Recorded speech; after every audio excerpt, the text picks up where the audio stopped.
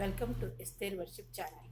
మరొక వీడియో ద్వారా మిమ్మల్ని కలుసుకుని దేవుని వాక్యం మీతో పంచుకోవడానికి దేవుడు నాకు ఇచ్చిన ఆయుష్ను బట్టి, ఆరోగ్యాన్ని బట్టి, జీవాన్ని బట్టి ఆయనకు కృతజ్ఞత చెల్లిస్తున్నాను. నేనేమైనా అది కేవలం ఆయన కృపని మళ్ళీ స్థుతిస్తున్నాను. మీరందరూ కూడా దేవునిలో విశ్వాసంలో ప్రార్థనాపూర్వకంగా సుఖ సంతోషాలతో విశ్వాస జీవితంలో ఎదుగుతూ ముందుకు సాగిపోవాలని మా ప్రార్థన. ఈరోజు మరొక వాక్యం ద్వారా దేవుడు మనతో మాట్లాడలేకుండా మనం ప్రార్థనాపూర్వకంగా ముందుకు సాగిపోదాం. యెషయా 43వ అధ్యాయం 18-19 వచనాలు చూసుకుంటే ఆ వచనాల గురించి మనం చూసుకుందాం. See I am doing a new thing. ఇదిగో నేను ఒక నూతన క్రియ చేయించున్నాను, ఇప్పుడు అది మొలచుంది. దీన్ని ఆలోచింప నూతన కార్యం గురించి మాట్లాడాలని ఆశపడుతున్నాను. ఈ 18 వచనాలు 19 వచనాలు రెండు చూసుకుందాం. ఈ వచనాల్లో ఏం చెప్తుందంటే, మనము మొదటగా ఆ 2 వచనాలు ఒకసారి చదువుకొని ప్రార్థన చేసుకొని దేవుని వాక్యాన్ని సాగిపోదాం. 43వ అధ్యాయము 18-19 వచనం. మునుపటి వాటిని జ్ఞాపకం చేసుకొనపడి, పూర్వకాలపు సంగతులను తలంచుకొనపడి, ఇదిగో నేను ఒక నూతన క్రియ చేయించున్నాను, ఇప్పుడే అది మొలచును, మీరు దాన్ని ఆలోచింపరా. నేను అరణ్యంలో త్రవ కలుగు చేయించున్నాను, ఎడారిలో నదులు పాలు చేయించున్నాను. దేవుని వాక్యము కలిగిస్తాను, మాట్లాడతాను. ప్రార్థన చేసుకుందాం. అత్యంత మహాపరిశుద్ధులను, ప్రేమామేడిన, కృపామేడిన, దయామేడిన ప్రభువా, మీ అప్రంజి పాత్రలకు లెక్కలేని స్థితిలో స్తోత్రాలు వదనాలు చెల్లించుకుంటాం. మీ పాత్ర దానికి వస్తున్నాను నాయన. నా ప్రభు, ఈ వాక్యాన్ని వివరించడానికి నాకు జ్ఞానం సరిపోదు. మీ ఆత్మ నడిపి దయచేసి మాతో మాట్లాడి, మేము ఇంకా ఎలాగా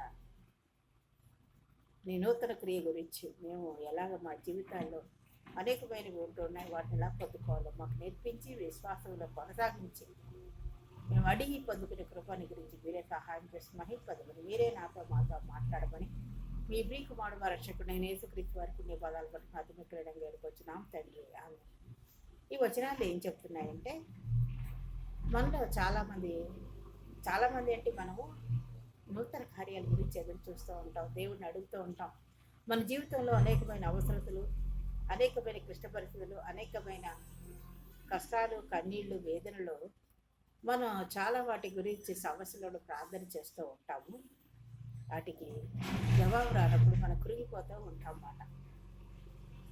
పరిశుద్ధ గ్రంథంలో అత్యంత ఓదార్పునిచ్చే మరియు ప్రేరణాత్మకమైన వచనాల్లో ఇది ఒకటిగా అని చెప్పవచ్చు.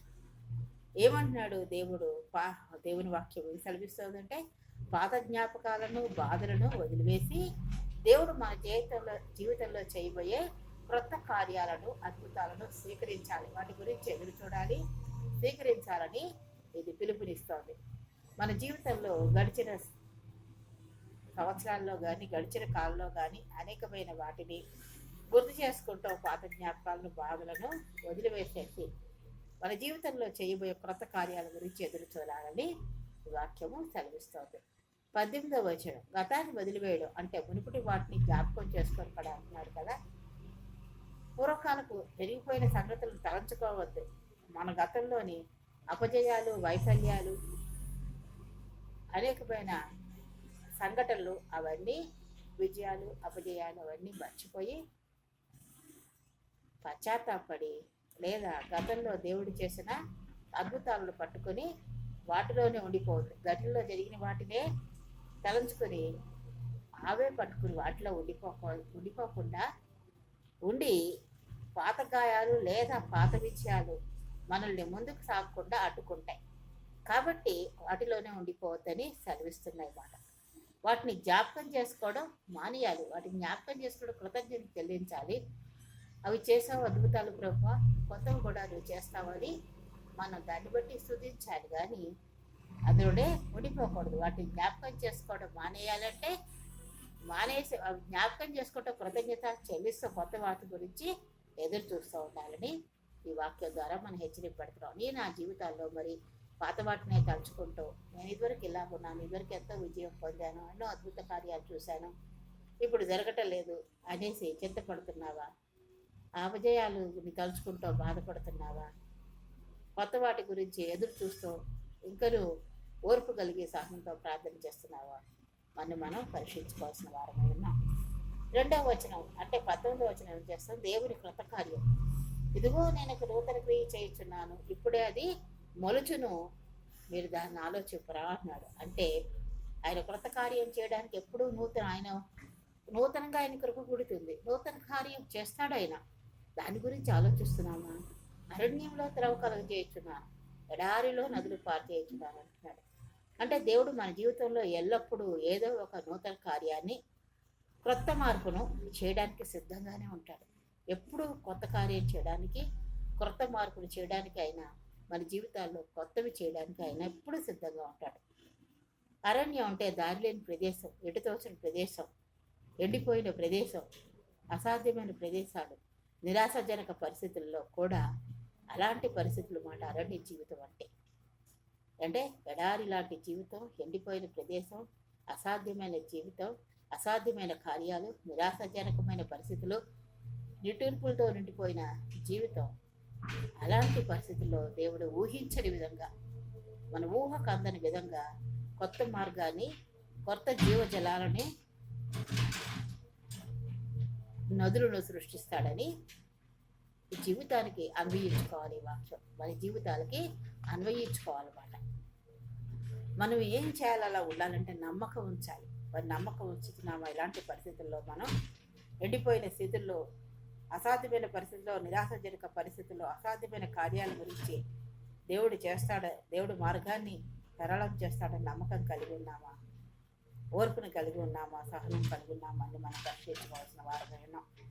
ప్రియ సహోదరి సహోదరుడా, మనం ఎలాగ ఉన్నాం? మన జీవితాలు ఎలాగ ఉన్నాయి? మన విశ్వాస జీవితం ఎలా ఉంది మనం పరీక్షించుకోవాల్సిన వారమే ఉన్నాం. మన నమ్మకం ఎలాగుంది? నమ్మకం ఉంచండి అన్నాడు దేవుడు. వాక్యం సెలవిస్తుందంటే నమ్మకం ఉంచమని. జీవితంలో చీకటి పరిస్థితులు లేదా అడ్డంకులు ఎదురైనప్పుడు దేవుడు అక్కడ కొత్త మార్గాన్ని సుగమం చేస్తాడని నమ్మాలి. ఆ పరిస్థితుల్లో, జీవితంలో అలాంటి పరిస్థితులు ఉన్నప్పుడు, అడ్డంకులు ఎదురైనప్పుడు, చీకటి పరిస్థితులు అట్లా ఉన్నప్పుడు దేవుడు అక్కడ ఆ సమయంలో కార్యం చేస్తాడని, కొత్త మార్గాన్ని సుగమం చేస్తాడని మనం నమ్మాలి. ఖచ్చితంగా సహనంతో ఎదురు చూడాలి. దేవుడు మనల్ని పాత జీవితం నుండి క్రొత్త ఆశీర్వాదాలు, ఎదుగుదల వైపు నడిపిస్తాడని నమ్మకం కలిగి ఉండాలి. సహనంతో ఎదురు చూడాలి. మనల్ని పాత జీవితం నుండి కొత్త ఆశీర్వాదాలు, ఎదుగుదల వైపు నడిపిస్తాడని నమ్మకం కలిగి ఉండాలి. కాబట్టి మనం ఆ సమయం కోసం ఎదురు చూడాలి, విశ్వసించాలి. ఎదురు చూడాలి, విశ్వసించాలి. ఈ జూన్ మాసం 30వ తారీఖు ఆఖరి దినంలో ఇది ఒక వాగ్దానంగా తీసుకొని, ఈ వాగ్దానం ద్వారా దేవుడు మనకు నిరీక్షణ ఇచ్చాడని, నూతన ప్రారంభాన్ని ఇస్తాడని, నూతనమైన కార్యం జరిగిస్తాడని బలముగా విశ్వసించి, ఇస్తాడని భరోసా కలిగి ప్రార్థించుకుంటూ ముందుకు సాగినప్పుడు నా జీవితాల్లో దేవుడు గొప్ప కార్యం చేస్తాడు.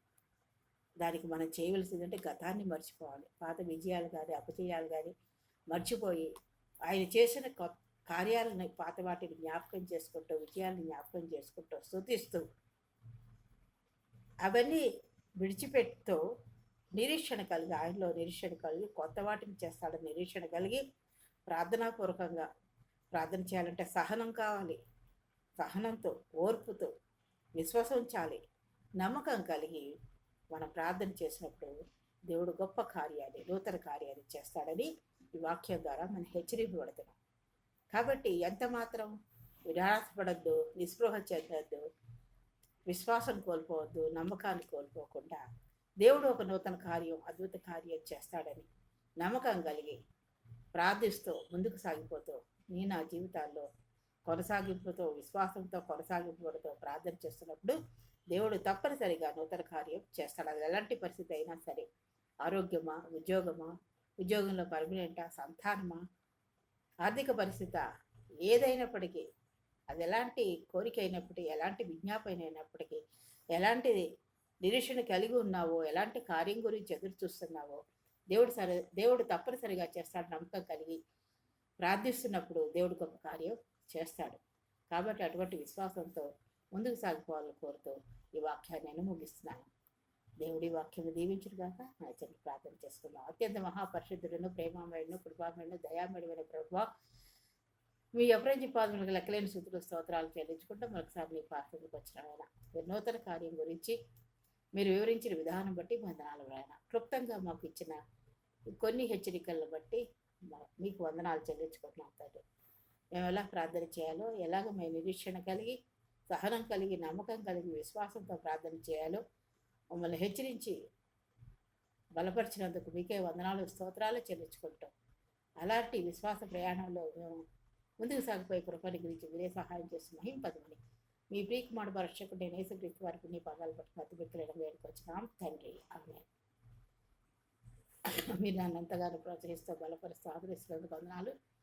ఇంకనూ అలాగే నన్ను ప్రోత్సహించి ముందుకు నడిపించాలని కోరుతూ ఈ వాక్యం ఈ వీడియోని నేను ముగిస్తున్నాను. దేవుడు మిమ్మల్ని అంతంటే దీవించుగాక. నా గురించి, నా కుటుంబం గురించి, మా బిడ్డల గురించి ప్రార్థన చేయండి. మీ గురించి, మీ కుటుంబాల గురించి ప్రార్థన చేస్తున్నాం. మీ బిడ్డల గురించి మరొకసారి మీ అందరి గురించి మేము ప్రార్థన చేస్తున్నామని చెప్తూ మీరు నన్ను ప్రోత్సహిస్తున్నందుకు, బలపరుస్తున్నందుకు మీకు వందనాలు చెల్లిస్తూ వీడియోని ముగిస్తున్నాను. దేవుడు మిమ్మల్ని అందరినీ దీవించుగాక. ఆమేన్.